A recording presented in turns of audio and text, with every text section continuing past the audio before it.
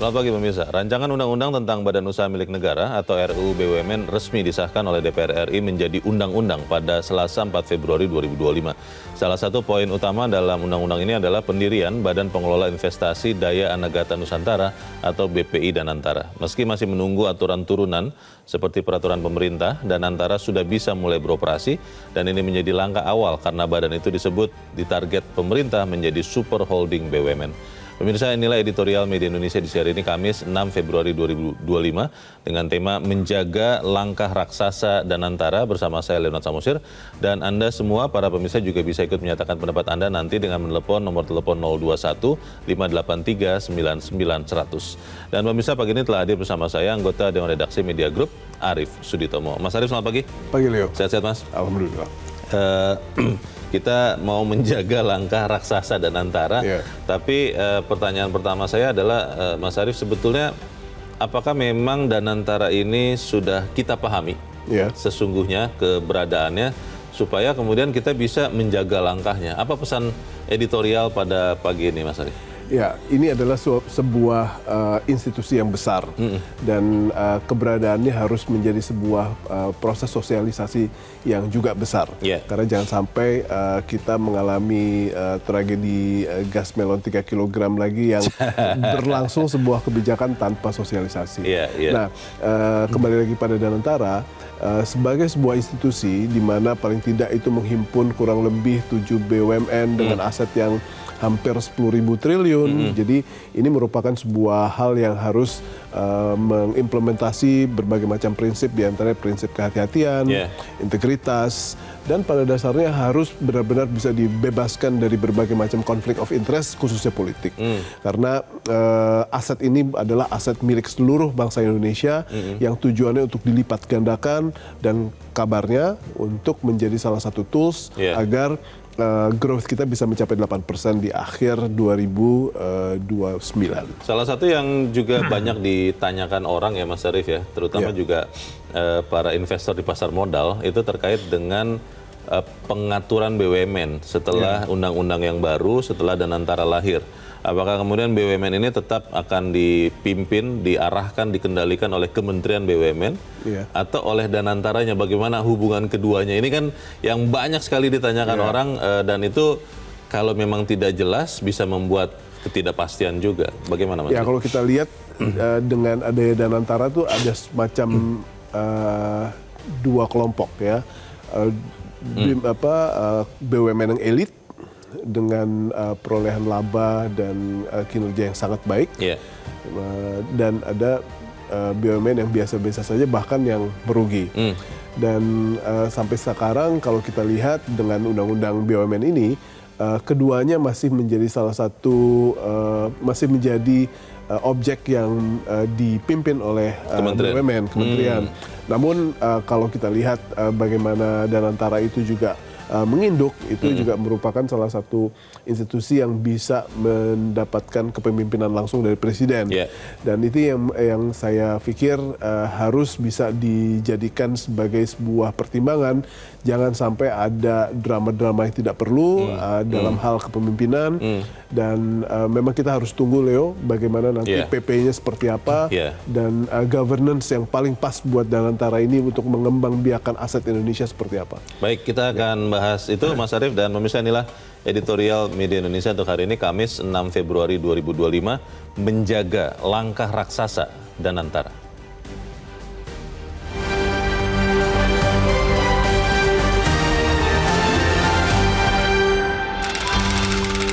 Menjaga langkah raksasa Danantara.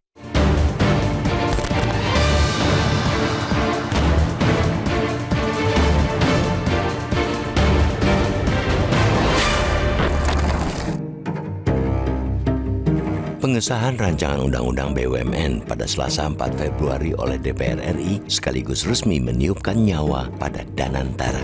Persiapan pembentukan lembaga bernama lengkap Badan Pengelola Investasi Daya Anagata Nusantara atau BPI Danantara itu sudah sejak tahun lalu, termasuk dengan pelantikan kepalanya oleh Presiden Prabowo Subianto pada Oktober 2024. Meski masih menunggu aturan turunan seperti peraturan pemerintah atau PP untuk Danantara dapat memulai beroperasi, langkah awal badan itu sudah digadang-gadang bakal berarti besar, sebagaimana target yang diberikan negara padanya sebagai super holding BUMN. Danantara adalah raksasa aset.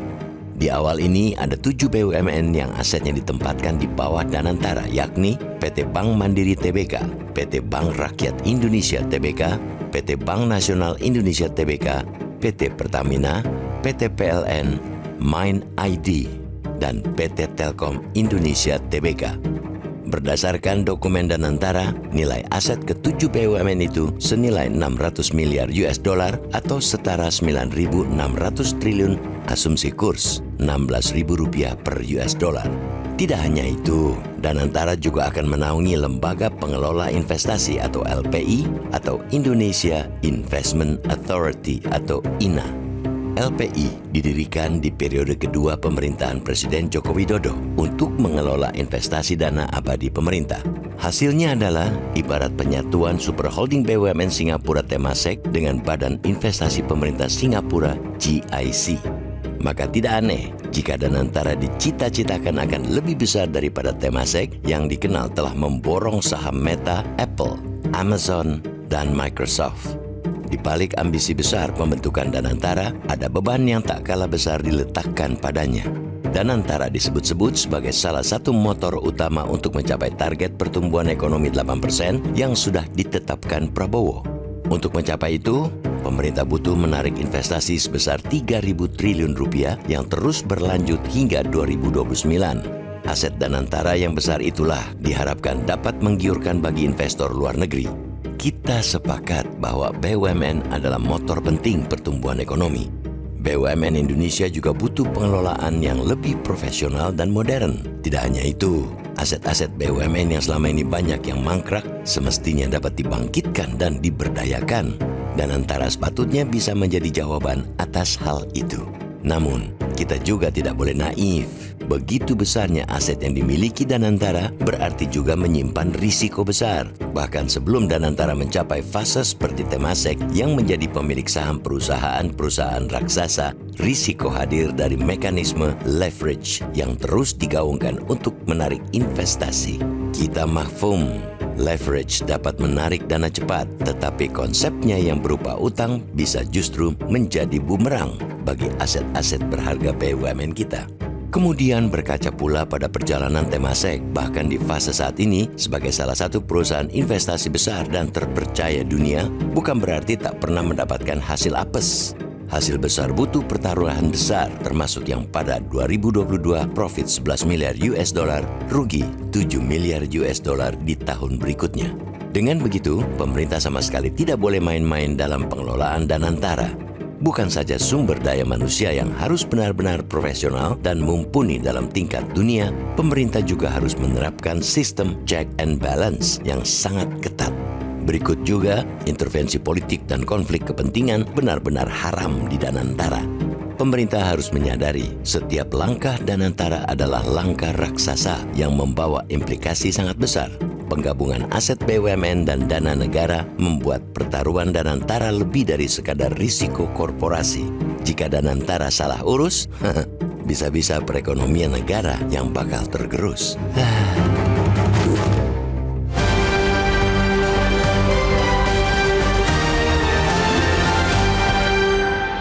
Di bagian berikut Anda bisa ikut menyatakan pendapat Anda terkait editorial pagi ini. Pemirsa, untuk saat ini tetaplah bersama kami.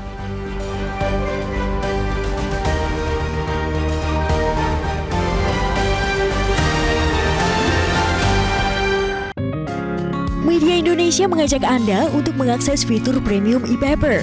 Dengan sajian konten berbasis intelektual dan meneguhkan kebangsaan, Media Indonesia tampil dengan lebih dinamis melalui e-paper Media Indonesia yang dapat Anda akses kapan saja, di mana saja. Caranya mudah, download aplikasi Media Indonesia di Android atau ketik link e-paper.mediaindonesia.com atau bisa scan QR Code pada layar kaca Anda. Klik tab e-paper di bagian samping layar tablet Anda, daftarkan data diri, serta pilih paket berlangganan e-paper Media Indonesia sesuai dengan kebutuhan Anda.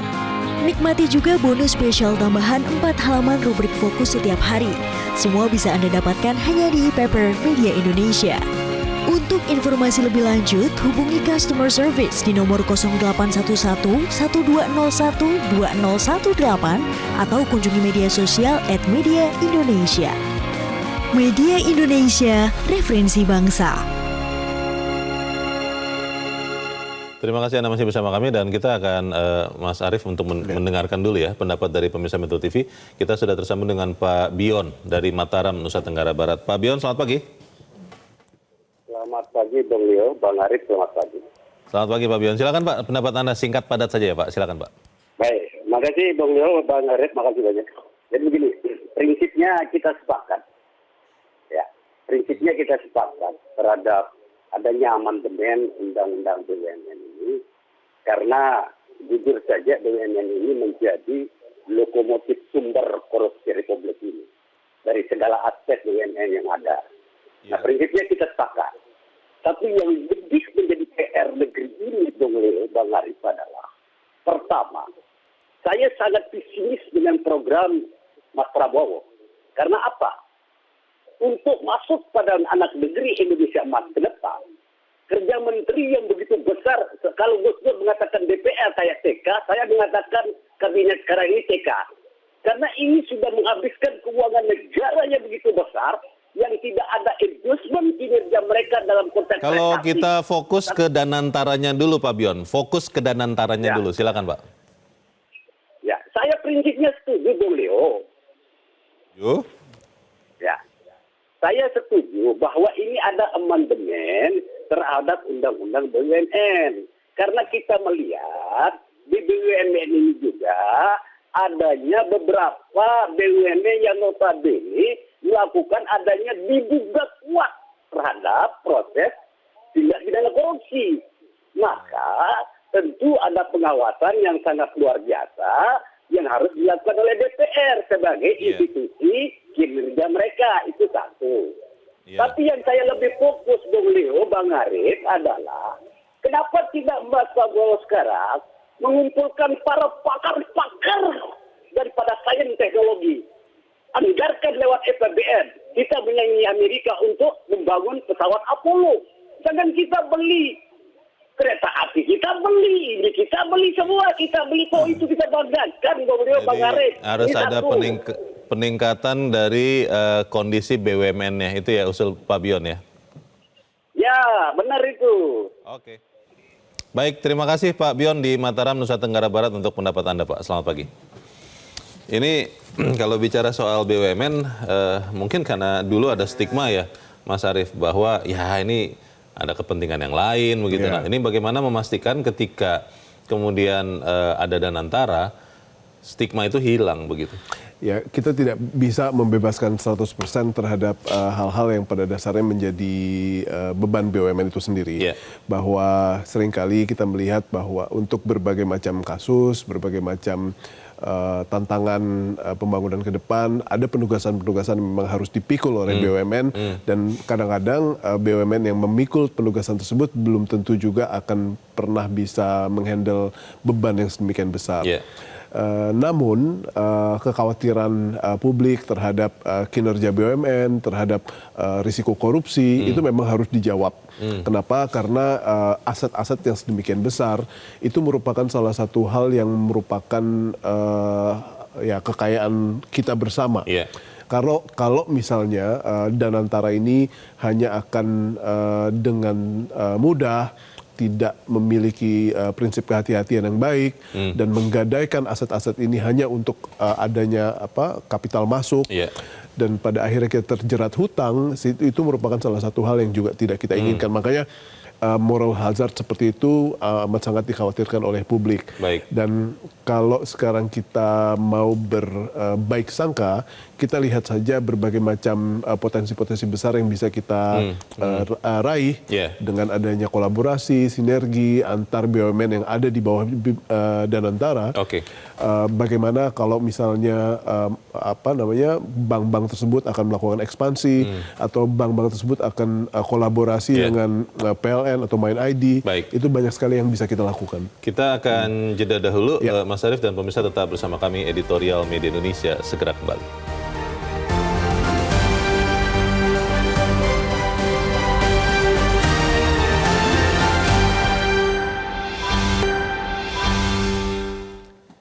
Terima kasih Anda masih bersama kami. Kita di bagian akhir dari diskusi kita pagi ini. Mas Arief, bagaimana kita bisa mensupport Danantara dengan positif tapi dengan juga kehati-hatian? Betul. Itu merupakan salah satu hal yang mutlak. Kenapa? Karena kita tidak akan bosan-bosannya untuk mengingatkan bahwa itu adalah aset bangsa, aset rakyat yang harus dijaga baik-baik. Karena kalau kita lihat dengan 9.600 triliun yang mereka kuasai dari 7 BUMN ini, kabarnya Danantara itu akan menjadi sovereign wealth fund yang terbesar nomor 4 di dunia. Dan memang kalau kita lihat karakteristik dari Indonesia kan berbeda seperti Temasek. Kita punya sektor hulu yang bisa diandalkan. Kita punya banyak sekali kekayaan sumber daya alam. Dan kita punya market. Sehingga bagaimana kita akan melihat Danantara itu tidak seperti Temasek yang akan spend di luar, invest di luar. Kita bisa hadirkan dana dari luar justru masuk ke Indonesia untuk kita kembang biakan demi percepatan pertumbuhan. Jadi apabila kita sekali lagi ingin berbaik sangka, kita lihat prospeknya ke depan itu sangat besar, tapi prospek yang sangat besar juga pasti akan dibarengi dengan risiko yang sangat besar. Sehingga mitigasi risiko ini kalau bisa jangan sampai meninggalkan Kementerian Keuangan agar bagaimana Kementerian Keuangan juga bisa ikut mengontrol beban-beban yang pada akhirnya akan dipikul oleh seluruh rakyat. Termasuk juga mungkin harus diperjelas adalah sinergi ya antara Kementerian BUMN, Kementerian Keuangan dan juga Kementerian Investasi. Betul. Supaya kemudian tidak tumpang tindih dan dana yang ada itu benar-benar terpakai dengan baik. Ya, dan semua itu memerlukan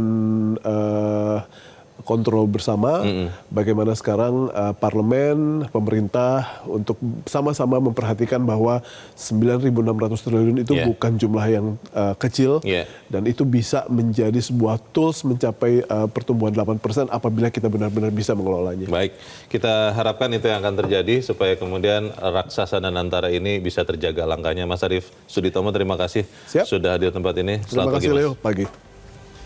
Pemirsa, pemerintah harus menyadari bahwa setiap langkah Danantara adalah langkah raksasa yang membawa dampak sangat besar. Penggabungan aset BUMN dan dana negara membuat pertaruhan Danantara lebih dari sekedar risiko korporasi. Jika Danantara salah urus, bisa-bisa perekonomian negara yang bakal tergerus.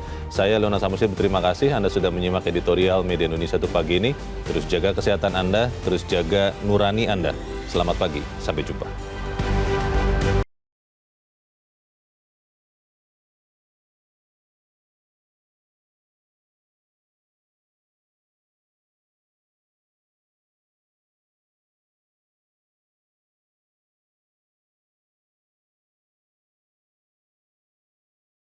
Jelajahi cara baru mendapatkan informasi. Download Metro TV Extend sekarang.